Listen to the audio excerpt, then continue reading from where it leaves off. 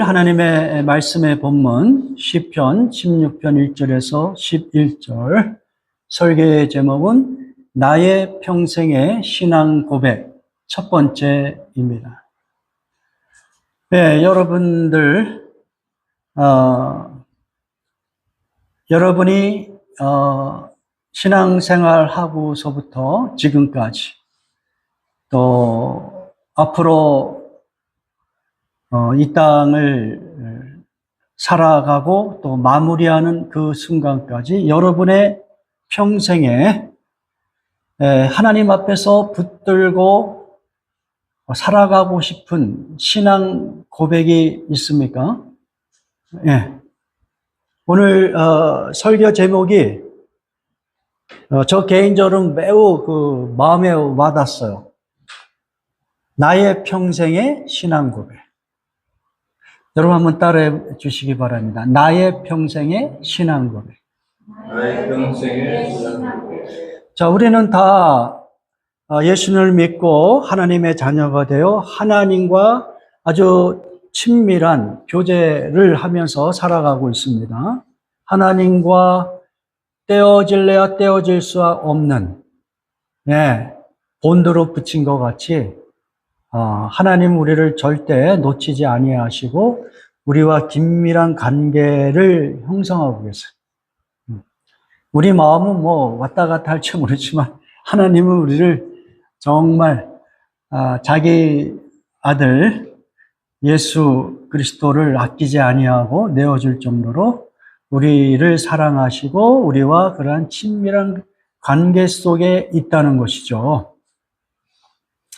그래서 우리들의 신앙의 상태가 어떻든 간에 우리는 이 땅을 맞이하는, 이 땅에서의 삶을 맞이하는 그 순간까지 하나님과의 관계 속에서 어떤 신앙 고백을 하면서 살아가는 거예요. 그렇죠? 근데 그 하나님을 향하여 내가 어떠한 신앙 고백을 하면서 살아갈 것인가? 단순히 고백뿐만 아니라 그 고백에 걸맞게 실천하며 그 고백이 우리의 삶의 내용이 되도록 그렇게 살아가는 신앙 고백이 있는가? 그것을 같이 확인해 보는 거예요. 제가 이제 10편, 16편을 전체적으로 묵상하면서 이 다윗의 그 고백 속에 다윗뿐만 아니라 우리 성도들이라면 평생에 걸쳐서 하나님과의 관계 속에서 고백하고 또 실천하고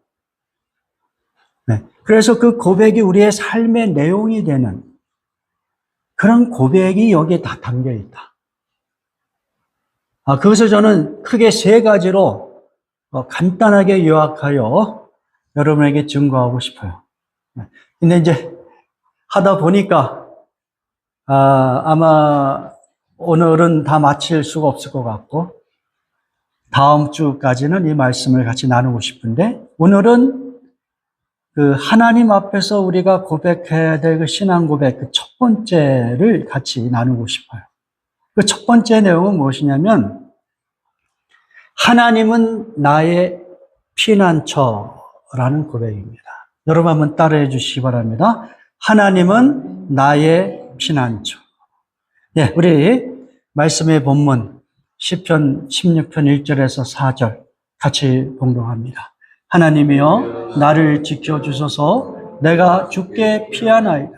내가 여호와께 아뢰되 주는 나의 주님이시오니 주 밖에는 나의 복이 없다 하였나이다. 땅에 있는 성도들은 존귀한 자들이니 나의 모든 즐거움이 그들에게 있도다. 다른 신에게 예물을 드리는 자는 괴로움이 더할 것이라. 나는 그들이 드리는 피의 전제를 드리지 아니하며 내 입술로 그 이름도 부르지 아니하리로다. 네. 1절에서 다윗은 이렇게 고백을 합니다. 하나님이여 나를 지켜주소서. 내가 주께 피하나이다. 여기서 피하다라는 이 단어 고대 시대에 그 어떤 매우 이 문명이 이렇게 발달하지 않은, 그리고 사회적으로도 그렇게 매너가 이렇게 있는 그런 사회가 아닌 그 고대 사회를 한번 생각해 보세요. 그런 세상을 살아가고 있어요. 특별히 다윗 같은 경우는 장군이었고 왕이었단 말이에요. 그래서 여기서 피한다라는 이 의미는 여러 가지로 해석할 수 있지만 이렇게 해석할 수 있는 것이죠. 전쟁을 막 치르고 있어. 예, 장군으로, 왕으로 막 치르고 있는데 지금 위급한 상황이야. 성벽 안으로 들어가야 돼. 그곳에 들어가면 안전한 거야. 생명을 구할 수 있어요. 이와 같이 우리 성도들도 하나님과 그 관계 속에서 살아갈 것인가 했을 때 이 다윗과 같은 이런 고백이 필요하다는 것이죠. 하나님은 나의 생명을 지켜주시고 보호하시는 분. 이 땅에 살면서 내가 감당할 수 없는 어떤 환난과 위기에 처했을 때 나를 지켜주시고 보호하시고 궁극적으로 나의 생명을 지켜주시는 그러한 피난처로서의 하나님.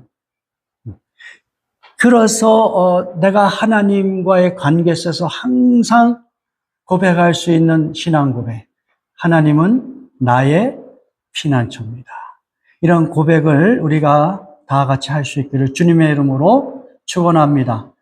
우리는 그렇게 고백하며 사실은 살았어요. 그 고백을 또 삶의 내용으로 이렇게 채워가는 것은 또 다른 문제이지만 어떻든 우리는 하나님이 우리의 삶의 피난처이시고 요새이시고 반석이시라는 것을 우리는 고백할 수 있어요. 네. 여러분, 우리가 살다 보면 정말 피난처가 필요한 때가 있잖아요.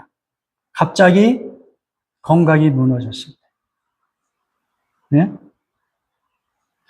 제 주변에 있는 사람들도 보면 이렇게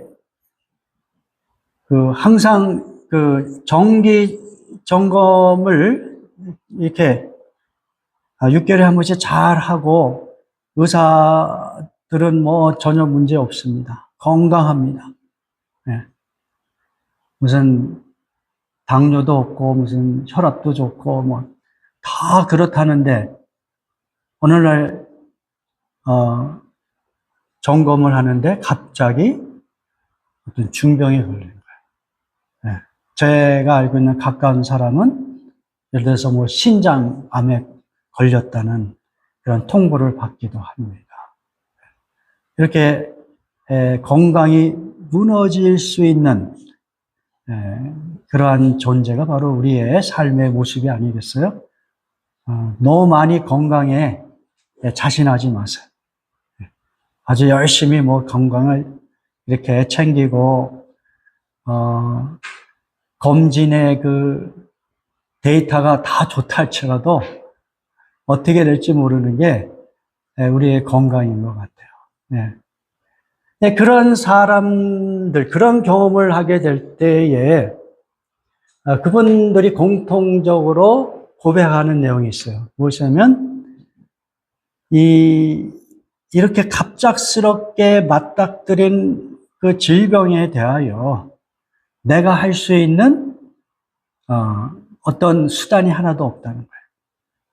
돈이 많아도 돈으로 나의 질병을 치료할 수 있는 방법이 없다는 것을 깨달아요. 그럴 때는 정말 사방이 다 막혀 있는 것이죠. 응? 그럴 때 어떻게 합니까? 이 다윗의 고백대로 하나님이여 나를 지켜주셔서 내가 주께 피하나이다. 우리 하나님이 우리의 피난처가 되시는 거예요. 네. 또는 사람들에게 상처받을 때 정말 믿었던 사람들 어떤 관계가 깨어지리라고는 상상도 하지 않고 그렇게 잘 성도 간의 교제도 하고 그런데 제가 이렇게 수십 년 동안 목회를 하면서 경험하는 것은, 전혀 그런 릴레이션십이 깨어지라고 생각하지 못했던, 그런 관계들이 또 갑자기 깨어질 수가 있어요. 네. 그렇게 되면, 이 사람들을 통하여 받는 상처가 크잖아요. 응? 서로의 릴레이션십을 통해서 받은 위로와 힘이 있는데, 그 릴레이션십이 깨졌을 때는 어떻게 해요? 어떻게 이 문제를 해결해요? 누구에게 이것을 위로받죠? 누구에게 이 상처를 조금이라도 싸매어 줄 수 있는 그런 존재가 있나요? 특별히 저 같은 경우는 이 목사라는 그 타이틀 때문에 어떤 누구에게 가서 하소연할 수도 없는 것이고, 그럴 때마다 저는 어떻게 해요? 이 다윗의 고백을 하는 거예요. 내가 주께 피하나이다. 이 상처를 제 힘으로는, 내 주변에 있는 사람들로는 해결할 수 없고, 그런 경험들이 있잖아요. 그렇죠? 그럴 때마다 사람들을 찾아가서 시원하고 이런 게 아니라, 우리 성도들은 어떻게 한다고요? 하나님이 피난처 되시니까 하나님께 가지고 가는 거예요. 불평불만하는 것이 아니라. 또 경제적인 어려움이 있을 때도 마찬가지예요.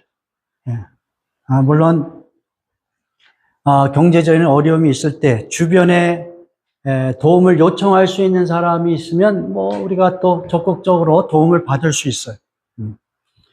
그러나 그것도 한계가 있을 수 있잖아요. 도움을 받으면서도 여전히 어렵고 힘들고, 그럴 때 어떤 내 힘으로는 감당할 수 없는, 그럴 때 어떻게 해요? 하나님께 또 피해야죠. 그렇게 하나님 우리의 피난처가 되시는 것입니다. 자녀의 문제 마찬가지. 정말 자녀야말로 부모가 원하는 대로, 원하는 방식대로 이렇게 잘 자라주기가 힘들잖아요. 자녀는 자녀의 인생을 살아야 되니까 부모의 인생이 아니라 하나님이 자녀에게 주신 그 나름대로의 그 고유한 그 삶의 방식으로 자녀들이 여러 가지 문제로 어렵고 힘들 때마다 부모들이 이 어떤 피난처가 돼야 되는데, 이제 부모는 어때요? 나이가 점점 더 먹어가면서 부모들에게 피난처가 되어주지 못해요. 부모는 점점 육신적으로 힘이 빠지고 재정적으로 또 능력이 더 떨어지는, 그렇게 해서 자녀가 고통과 어려움을 받을 때에도 부모가 자녀에게 해줄 수 있는 피난처의 역할이 매우 제한적이고, 그 역할은 점점 작아지겠죠. 그럴 때 우리는 부모로서 어떻게 해야 되는가?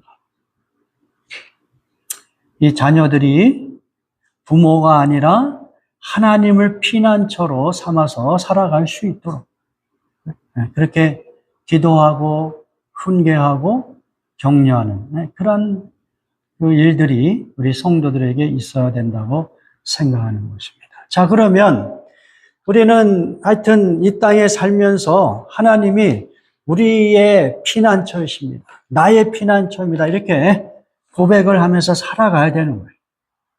그리고 정말로 하나님을 피난처로 삼아서 나의 삶의 내용으로 채워져야 돼요. 그것이 하나님이 우리에게 또 요구하시는 삶의 방식입니다. 자, 그렇다면 우리는 왜 이렇게 성도들은 하나님을 피난처로 삼아야 되는가? 그것을 두 가지로 같이 살펴봅니다. 오늘 본문에서 보면 두 가지로 그 이유를 이야기할 수 있어요. 그 첫 번째는 2절에 보면 전반절에 같이 봉독합니다. 내가 여호와께 아뢰되 주는 나의 주님이십니다. 우리가 하나님을 피난처로 삼는 이유는 하나님께서 여러분의 어떤 분이 되세요? 주님이 되시기 때문이다. 예. 여기서 주는 나의 주님이시니라고 되어 있죠. 사실은 앞에 주는 이란 말은 그 히브리 본문에는 없는 내용이에요. 당신은 이렇게 번역하는 것이 훨씬 좋은. 당신은 내가 여호와께 아뢰입니다. 당신은 이 영어 번역 같이 말해요. 당신은 나의 주님입니다. My Lord. 이때 이제 히브리 단어가 아도나이라는 단어를 사용했어요. 아도나이. 그래서 이제 구약 성경에서는 이제 야훼 하나님을 가리킬 때 아도나이라는 단어를 사용하고 그리고 한글로 번역할 때는 주라는 단어로 이렇게 번역을 하는 것이죠. 그래서 이 아도나이, 하나님은 나의 주님입니다 라는 것은 세 가지로 이렇게 생각해 볼 수 있어요. 하나님은 절대적인 주권자십니다. 하나님은 온 우주와 역사를 통치하신 언약의 주님이십니다. 그러니까 하나님은 온 세상을 통치하세요. 하나님을 믿지 않는 사람들의 삶까지도 하나님은 통치하시고 그들에게 또 일반 은총을 베푸세요. 그러나 특별히 하나님은 하나님과 언약을 맺은 백성들의 마스터라는 거예요. 언약을 어떤 식으로 맺습니까? 구약에서는 율법을 지키는 방식으로, 그러나 이제 예수님이 이 땅에 오신 이후로는 예수 그리스도를 믿는 그 신앙 고백의 방식으로 하나님은 성도와 언약을 맺죠. 그래서 예수님을 구세주요 주님으로 영접한 그 사람들을 하나님의 자녀로 다 삼으세요. 그 이야기는 하나님께서 어떻게 해요? 성도들을 자녀같이 대우하시고 자녀같이 복을 주시고 자녀같이 우리를 인도하시겠다는 어떤 그 하나님의 충실하신 그런 것들이 담겨 있는 것이 언약의 마스터라는 의미가 될 것입니다. 그래서 마지막으로 이 아도나이라는 그 뜻은 또한 하나님과 하나님의 백성 사이에서 인격적인 관계를 맺는 마스터로서의 개념을 갖고 있어요. 다시 이야기하면 단순한 어떤 통치자가 아니라 인격적으로 우리를 대우하시는 거예요. 어떤 이해를 요구하지 않고 무조건 강요하는 그런 식의 마스터가 아니라 성령 하나님이 우리와 내주하시면서 어떻게 해요? 그 성령 하나님께 순종하지 않을 때는 우리에게 강요하시는 게 아니라 성령 하나님이 오히려 슬퍼하시잖아요. 매우 인격적인 마스터예요. 그렇죠? 그리고 우리가 하나님 앞에 기도하지 못하고 그러면서 그 뭐랄까 이 땅에서 온갖 고통을 당할 때에 우리 안에 계신 성령 하나님은 어때요? 우리와 함께 고통을 당하세요. 그리고 아버지 하나님께 우리를 도와달라고 요청하시는 중보하시는 성령 하나님. 그러니까 이 하나님은 매우 센서티브 하신 거예요. 이 성령 하나님은.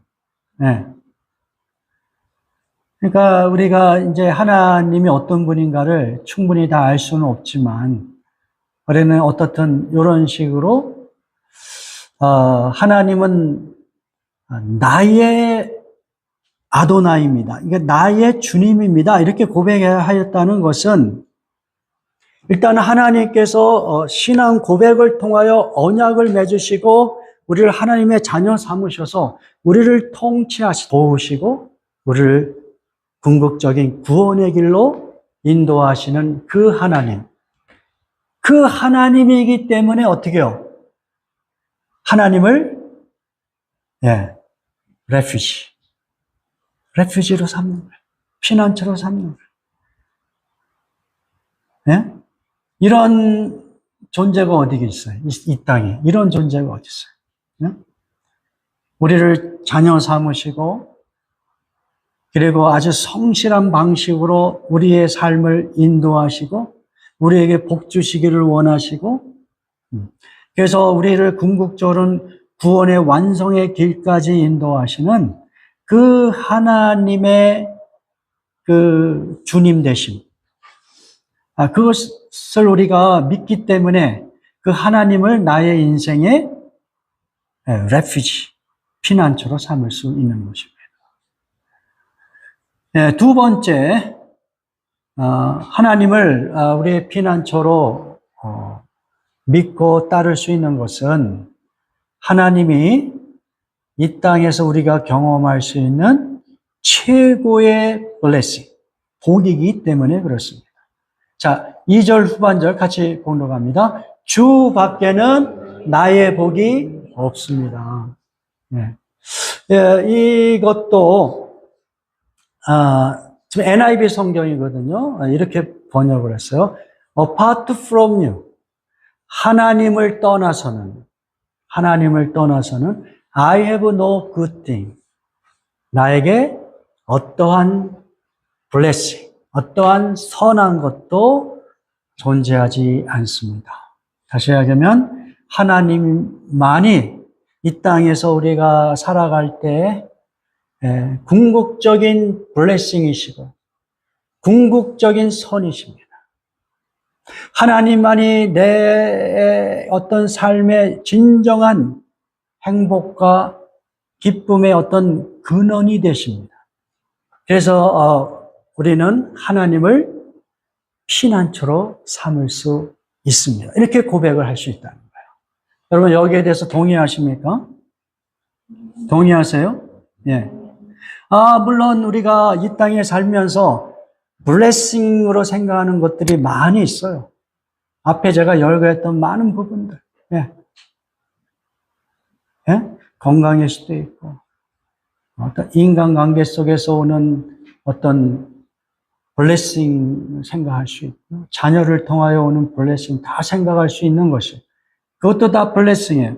그러나 문제는 아까도 제가 말씀드린 대로 그러한 것들은 모두 흔들린다. 가변적이다. 영원하지 않다. 예. 원하든 원치 않든 정말 내가 친구들에게 정말 선을 베풀고 싶어. 그들을 축복해 주고 싶어. 네, 그런 마음이 우리한테 막 불일들 일어나는 때가 있잖아요. 그렇죠? 예, 우리는 다 그런 마음들이 있어요. 그러나 현실의 벽에 딱 부딪혔을 때 어때요? 내가 주고 싶은 블레싱이, 내가 주고 싶은 선한 것들이 막 막혀. 예. 그렇죠? 예. 또 내가 누군가를 통하여, 나의 가장 가까운 사람을 통하여 어떤 그런 블레싱과 선한 것들을 기대하는데 역시 그 가까운 사람도 그 어떤 한계 때문에 나에게 그렇게 선을 베풀 수가 없어. 나에게 그렇게 블레싱한 모습을 보여주지 못해요. 이런 것들을 우리가 경험하잖아요. 그렇죠? 그러나 이제 하나님은 뭐랄까요? 그 복의 근원, 절대적인 복 자체시니까, 선 자체시니까. 그분은 변하지 않고, 그분은 빼앗기지 않고, 죽음조차도 하나님의 사랑과 그 블레싱을 끊을 수가 없단 말이죠. 예, 우리는 그런 하나님을 믿기 때문에.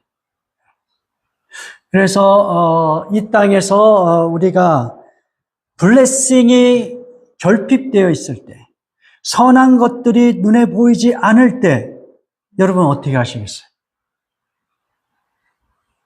절망하고 후회하고 도망치고 비난하고, 왜 나한테 블레싱하지 않아? 왜 나한테 선한 일을 베풀지 않아? 비난하고 혐오하고 막 이럴 수 있죠. 그게 아니라 어떻게 한다고요? 그 가운데서도 그것은 이 땅에서 우리가 경험할 수밖에 없는 한계다. 그것을 인정하면서 변치 아니하는 진짜 복, 참된 복, 하나님께로부터 온다는 그 사실을 우리가 분명하게 깨닫고 그것을 신뢰한다면, 비록 선한 일, 블레싱이 결핍되어 있다 할지라도 어때요? 하나님이 더 근본적인 복이라는 것을 받아들이는 순간 여러분의 삶의 현장이 어때요? 전혀 다른 모습으로 바뀌는 것이 블레싱이 되고 선한 삶의 현장이 되는 것이죠. 이런 차원에서 하나님은 우리의 피난처가 되신다는 거죠. 이 두 가지를 여러분 기억하시면서 여러분의 삶의 현장 속에서 하나님을 피난처로 삼을 수 있기를 바랍니다. 첫 번째는 무엇이라고요? 하나님은 나의 아도나이다. 나의 메시터다. 자, 두 번째는 뭐라고요? 하나님은 나의 유일한 흔들리지 않는 복이다. 선이다. 그러한 적용을 할 수 있기를 바랍니다. 그 다음에 이제 다윗은 이렇게 하나님을 피난처로 고백하고 살아가는 그 삶의 모습 속에서 무엇을 이야기하냐면 하나님을 동일하게 피난처로 삼는 사람들, 하나님의 백성들의 공동체를 즐거워한다. 그들을 존중한다. 그들을 사랑한다. 이렇게 표현합니다. 3절들에게 있도다. 예. 땅에 있는 성도들, 여러분들이 하나님을 피난처로 삼았던 것 같이 예수 그리스도를 믿고 예수 그리스도 안에서 한 형제 자매가 된 그 하나님의 공동체, 작은 의미로 보면 우리 열매 맺는 교회 공동체를 생각하면 될 거예요. 이렇게 이 공동체를 어떠한 시각으로 바라보며 살 수 있는가? 그들을 어떻게 바라봤어요? 그들은 존귀한 자들이다. 존귀한 자들이다. 네. 세상적인 눈으로는 뭐 여러 가지 판단을 할 수 있을 거예요. 학벌의 기준, 명예의 기준, 세상 속의 성공의 기준, 외모의 기준, 이런 거 가지고 어떤 서열을 정하고, 때로는 비하하고, 때로는 가까이 하지 않고 차별을 두는 그러한 세상 속에 살고 있지만, 그러나 하나님을 피난처로 삼는 사람은 공동체, 하나님의 성도들, 그들을 어떻게 해요? 존귀한 자들로 본다. 이게 존귀한 자들. 여러분들이 이렇게 교회 멤버들에 대하여 우습게 보거나 또는 경시하는 그런 것이 아니라 예수님의 그 가르침에 의하면 어때요? 어떤 육신적인 형제 자매가 아니라 이제 예수 그리스도 안에서 한 형제 자매된 자, 그들이 진짜 형제 자매다라고 하는 그런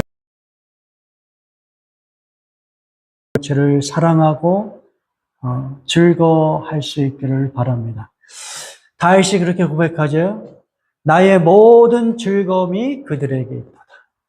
엄청난 고백이죠? 이 왕으로서 또는 어떤 유대 사회의 지도자로서 그 하나님의 백성들을 바라보는 그 시각이 아주 사랑이 넘치죠. 예? 나의 모든 즐거움이 그들에게 있다.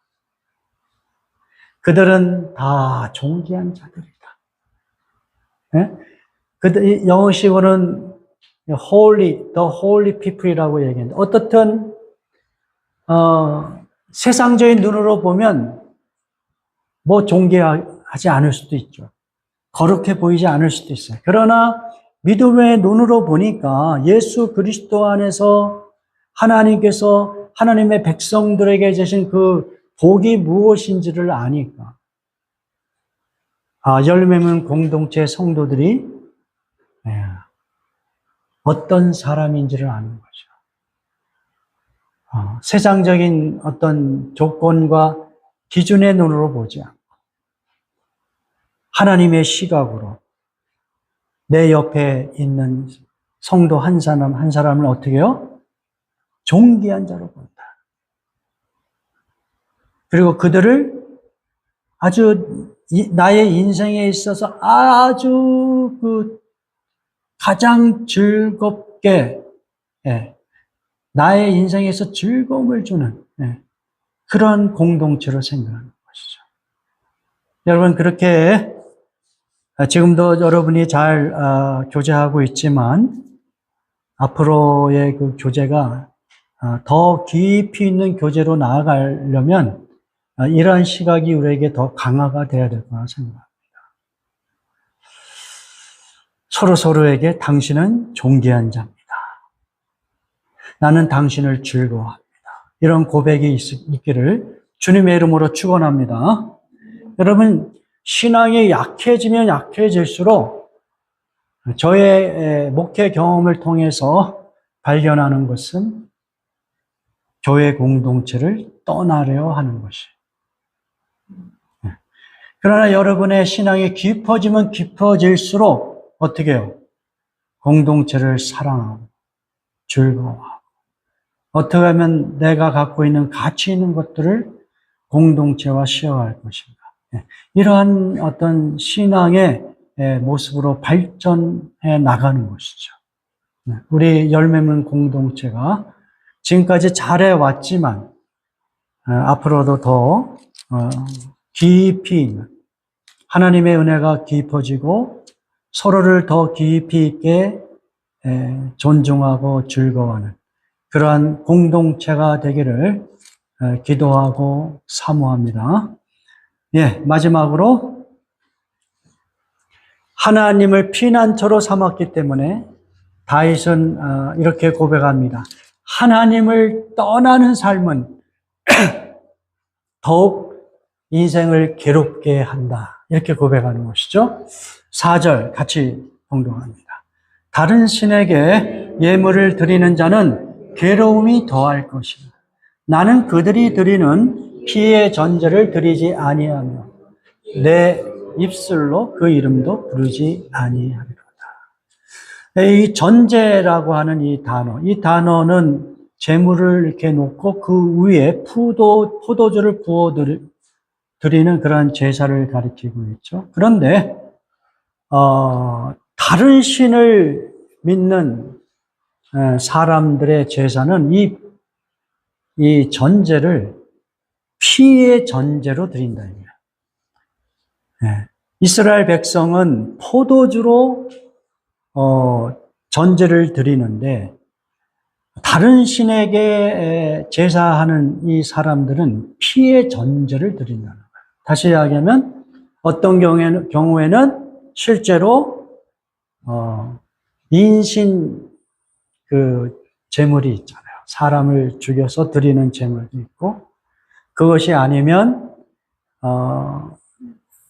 자기의 몸에 칼로 이렇게 피를 흘리게 해서 그 피로 전제를 드리는 그러한 제사를 드렸다는 것이에요.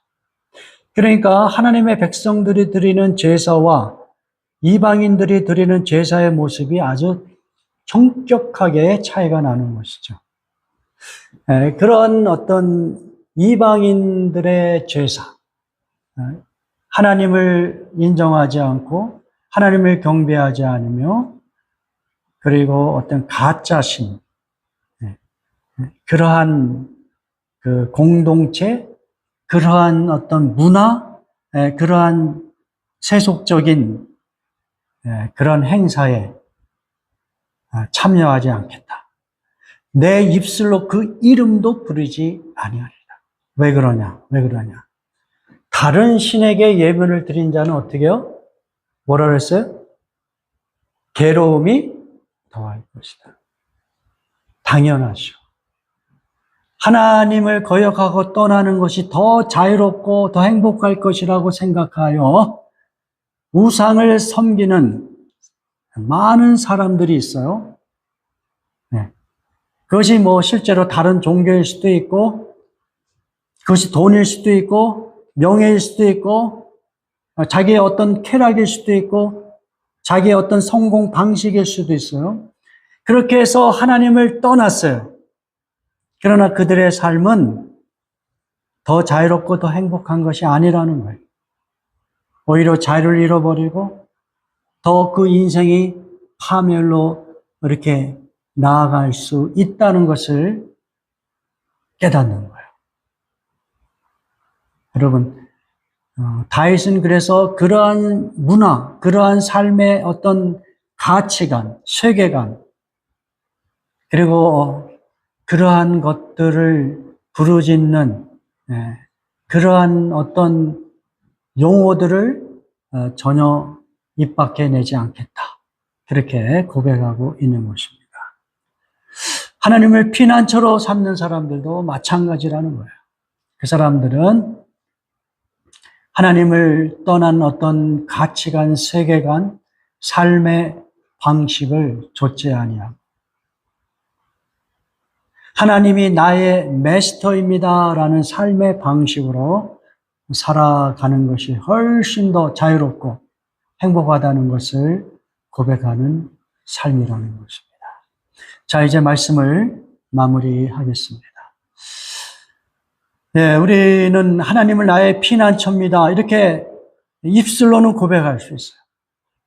그러나 실제로 정말 하나님을 나의 피난처로 삼고 있습니까? 라고 했을 때 여러분이 한번 스스로 답변을 해 주시기 바랍니다. 단순히 입술의 고백이 아니라 우리의 삶의 내용이 정말 하나님을 나의 피난처로 삼고 있습니까? 그래서 하나님이 나의 마스터이시고 하나님이 나의 유일한 선이시고 블레싱이라는 그러한 어떤 삶의 내용으로 삶을 채워나가고 있습니까? 오늘 우리가 그것을 다시 한번 확인하는 시간이 되길 바랍니다. 중요한 것은 우리가 하나님을 피난처로 삼습니다 라고 했을 때 하나님은 어떻게 해요? 기꺼이 우리에게 피난처가 되시는 거예요. 네, 하나님이 우리의 삶에 정말 피난처로 우리의 삶을 보호하시고 지켜주시고 블레싱 하신다는 것, 그 사실 앞에서 우리 하나님을 찬양합니다. 우리 다 같이 기도하겠습니다. 오늘 말씀을 우리 자신에게 적용하는 기도 잠시 동안 기도합니다. 우리 다 같이 통성으로 기도합니다. 과연 나는 입술로는 쉽게 고백할 수 있지만 정말 하나님을 나의 피난처로 삼고 있습니까? 하나님 없이 다른 삶의 방식으로 피난처를 찾고 있지는 않습니까? 이러한 것들 하나님 앞에 고백하고 회개하고 그러나 하나님은 여전히 우리의 삶 속에 피난처가 되신다는 것, 피난처 역할을 하고 계시는 우리 하나님을 찬양할 수 있기를 바랍니다. 같이 동서로 기도합니다. 할렐루야. 아버지 하나님, 오늘 말씀을 통하여 우리 하나님께서 우리의 삶 속에 피난처가 되신다는 것을 다시 한번 아버지 우리가 리마인드합니다. 뻔한 것이고 다 안다고 생각하고 입술로 쉽게 고백하지만 정말 삶의 내용으로 들어가서 하나님이 정말 나의 피난처로 인정하고 하나님을 정말 나의 아도나이로 인정하고 하나님이 나의 유일한 블레싱으로 가장 선한 분으로 모든 이 땅에서의 삶을 선으로 만드시는 그 하나님을 인정하면서 하나님을 피난처로 삼으며 살고 있습니다. 아버지여, 그렇지 못한 우리들의 두 가지 마음, 하나님을 피난처로 삼지 아니하고 세상의 그 어떤 것을 피난처로 삼으며 살아가려고 하는 우리의 이 연약하고 흔들 마음을 주 앞에 고백합니다. 아버지요, 아버지 우리의 모습을 아십니다. 우리의 마음 깊숙한 곳에서 아버지요, 돈이 우리의 피난처가 되었던 것을 고백합니다. 우리가 의지했던 어떤 사람이 피난처가 되었던 것을 고백합니다. 내가 생각하였던 어떤 가치관과 이념이 나의 피난처가 되었던 것을 고백합니다. 내가 고집하는 어떤 삶의 아버지 그 헤빗이 아버지의 피난처가 되었던 것을 고백합니다. 아버지여, 이 모든 것들을 고백합니다. 그러나 하나님을 떠나 아버지여, 그 어떠한 피난처도 우리의 삶을 자유롭게, 우리의 삶을 참으로 평화롭게, 아버지 우리의 삶을 부유하게 하는 것이 아니라 오히려 우리의 삶을 더 괴롭게 하고 우리의 삶을 더 방황하게 하고 흔들리게 한다는 것을 고백합니다. 아버지여, 우리의 죄를 용서하여 주시옵소서. 아버지, 진심으로 아버지 이 땅에 살아가는 진정한 피난처가 하나님이신 것을 고백하시길 원합니다. 입술의 고백을 넘어 우리의 삶의 내용이 하나님이 우리의 피난처가 되신다는 것을 아버지여 실천하며 채워나가는 그러한 삶이 되어 하나님이 우리에게 주시고자 하는 그 선한 것들, 그 블레싱을 우리가 마음껏 누리며 살게 하여 주옵소서. 기꺼이 우리의 삶의 피난처가 되시는 우리 하나님의 그 인내하시는 사랑, 항상 열려있는 그 하나님의 그 사랑을 우리가 기억하며 오 하나님, 우리의 피난처가 되신 하나님을 찬양합니다. 예수 그리스도의 이름으로 기도드렸사옵나이다. 아멘.